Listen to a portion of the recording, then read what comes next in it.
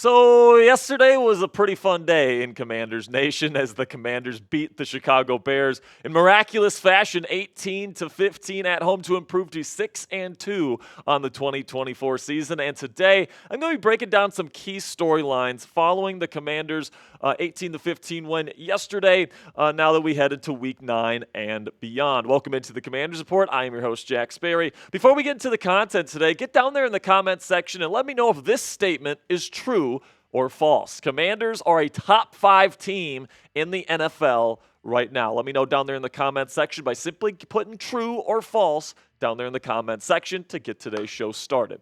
So I have something I want to address at the beginning of today's show. When I put out my instant reaction video yesterday, I saw a lot of comments saying, F Sperry, he thought we were going to lose this game against the Bears. And I can see why people thought that, because in my preview, I said, I think Marcus Mariota is going to play, and if Mariota starts, not Jayden Daniels, I think the Bears are going to win. But if you watched our watch party yesterday, you would know once they announced Jayden Daniels was going to play, I changed my score prediction and I predicted the Commanders to win. So I don't want to see anybody else in the comments section saying that I predicted this team to lose, because I didn't. I said if Jayden Daniels plays, I think the Commanders win. If Mariota plays, I think the Bears win. Of course, Daniels ended up playing, so of course my prediction ended up being right. But that's just a little thing for me at the beginning of today's show. Let's get into the content here and some of the big major takeaways and major storylines surrounding this football team as we really approach the midway point in the 2024 NFL season. They're currently sitting at 6-2,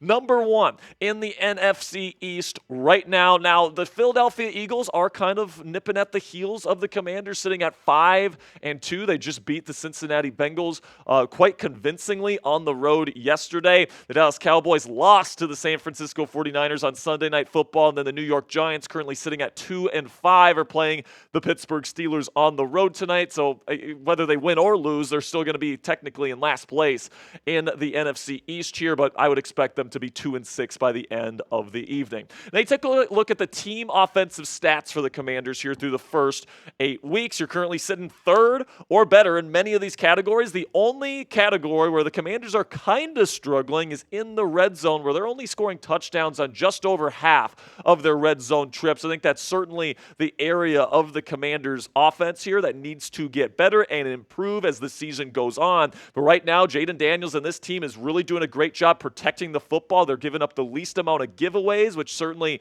does a lot of good things for this football team in terms of field positioning, all that great stuff. And then also you look at the efficiency, yards per play, points per game, third downs. They're doing a really good job staying on the field, moving the football effectively, and of course scoring points to this point in the season. But then you go to the defensive side of the ball, and lo and behold, I mean, you look at the points per game and yards per game averages here. You're currently watching this Commanders defense in the above average category here, even in the top 10 in scoring defense after week 8 to this point. Now, you look at the yards per play, the third down, the red zone, and even the turnovers. It's not that great. The Commanders defense, at least on paper, when you look at it on film, at least in terms of what we've seen generally from them this year, is that they haven't really been all that great. But the reason why the points per game and yards per game numbers are lower this year, because they're not on the field all that much. The Commanders offense does such a good job at playing efficient football, not turning the ball over,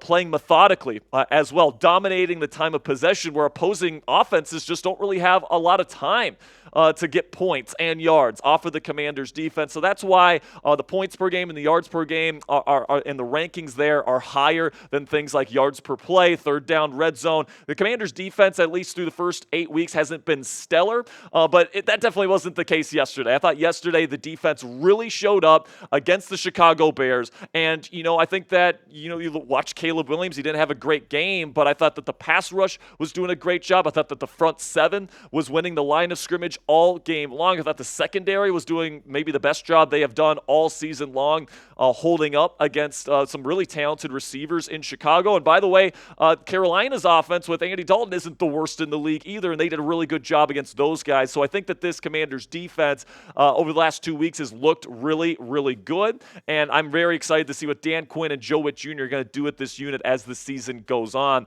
And now, after we've gone through all the numbers and all that stuff, right now the Commanders' playoff odds are sitting at minus 290. If you guys don't know odds, that's a very, very good chance that the Washington Commanders end up making the postseason this year, more likely than not at this point. And now, when it comes to the NFC East Championship, it seems like the betting markets still like the Philadelphia Eagles a little bit to catch up to the Commanders right now. The odds for Washington are plus 140, which aren't terrible odds. They certainly think the Commanders have a chance, but Philly is definitely the main competition for the Washington Commanders at this point in the season. Philly's winning games. They're sitting at 5-2, and they've struggled a little bit on both sides of the ball to start this season, but despite that, they're winning games. And when they have a defensive coordinator like Vic Fangio, who runs a super complex defense, it's always going to take a little bit of time for those defenses to get the proper communication, build that chemistry. And I think that the Eagles might be a more dangerous team at the end of the season than they were in the early parts of this year. So even though I still think the Commanders are the favorites, at least in my mind, to win the NFC East, you do have to keep an eye out here for the Philadelphia Eagles. And I do think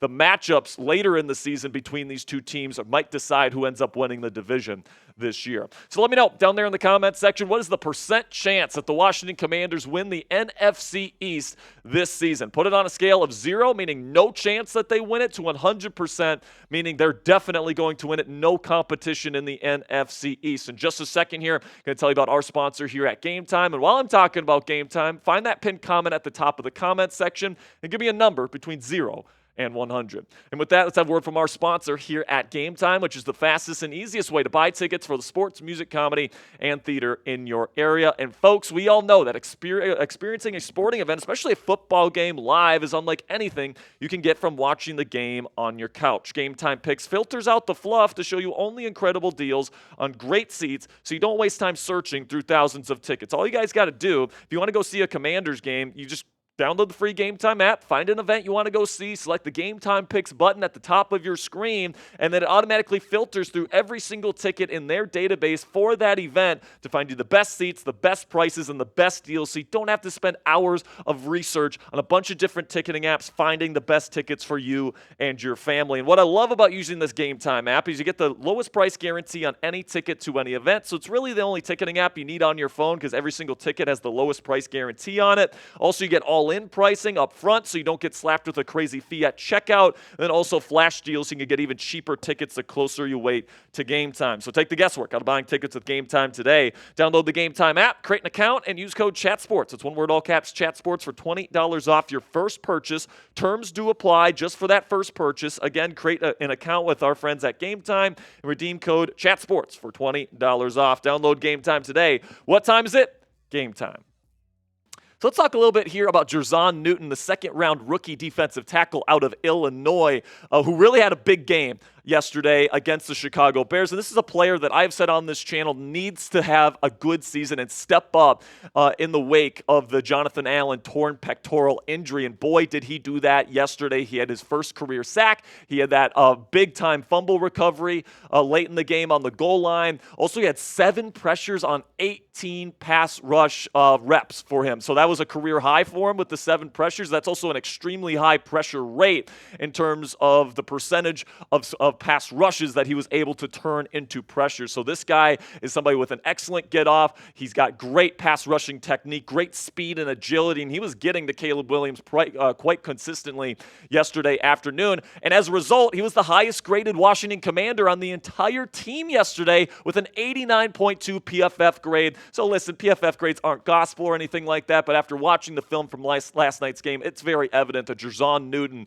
is the future at 3 technique for this Washington Commanders defense, which likely means, in my opinion, that Jonathan Allen this offseason will most likely be traded for some sort of draft pick, whether that be round 3, round 4, somewhere in the middle rounds. I think that the Commanders are probably going to be shopping Jonathan Allen to a team that probably has a chance to win. Well, I guess the Commanders also have a chance to win. But plain and simply, man, I think that his contract is going to be ballooning. I think that jer'zhan Newton brings a lot of what Jonathan Allen already brings to the table, only he does it on a rookie contract. So I think if the Commanders are looking to add even more cap space here, they can trade Jonathan Allen next offseason. Now, obviously, he's not going to be traded by the deadline or anything like that because he's out for the season with that torn pectoral muscle. But certainly seeming like jer'zhan Newton could be in line to replace Jonathan Allen after this season for the Washington Commanders. Then we get to Emmanuel Forbes here, who I also think is probably done as a starter for this football team and maybe in the NFL at large. I mean, yesterday he only had 6 snaps versus the Chicago Bears, and one of his snaps was one of the worst run defending snaps I've seen from a corner on film in the National Football League this year. He's tasked with kind of setting the edge on the outside and then putting his face in the fan if the running back comes over to him, and he just kind of gives like a half-ass effort to try to tackle the running back when they run an outside run to his side of the field, and it was just a completely pathetic performance, and that's why they took him off the field immediately, and we didn't really see him for the rest of the game. So it seems like this coaching staff is starting to catch on here. Emmanuel Forbes is just not a good NFL football player at this point in time, and honestly, I wouldn't be surprised if they end up cutting him like they did with Jamin Davis a couple weeks ago here.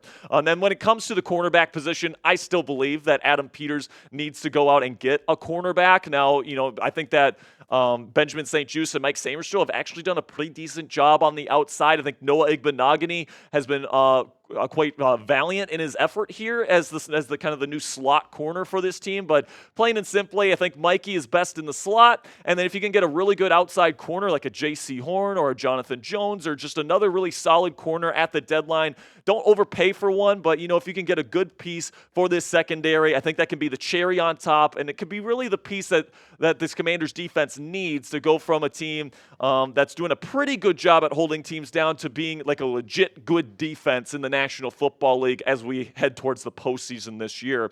Now, when it comes to players and positions that the Commanders could end up trading for at the deadline, yesterday there was quite a few drops for the Washington Commanders. Noah Brown had a couple. Zach Ertz dropped one in the end zone. There was quite a few drops for the Washington Commanders offensively, which is having some fans kind of ask the question here, should the Commanders end up trading for a receiver? There's a couple names floating around out there. Deontay Johnson is a popular one right now, and there's definitely going to be opportunities for the Commanders to potentially land a wide receiver if they want to. And personally, I'm okay with that. I think if they want to go out and get a wide receiver at a decent price to add another weapon to this group, I'm not necessarily opposed to that. However, the priority needs to be at the cornerback position. I'm not willing to spend a high draft pick on a wide receiver if you're only going to trade for one player. If you're going to trade for a receiver, make sure you also get a cornerback for this defense because that's what this team needs more than a receiver at this point, at least in my opinion. So who's your guy? Let me know down there in the comments section. Who do you want to target at the trade deadline this year? Is it a corner? Is it a wide receiver? Do you have any specific names in mind? Let me know what you guys are thinking down there in the comments section. You guys know what I think. I think this team should go out and get a corner.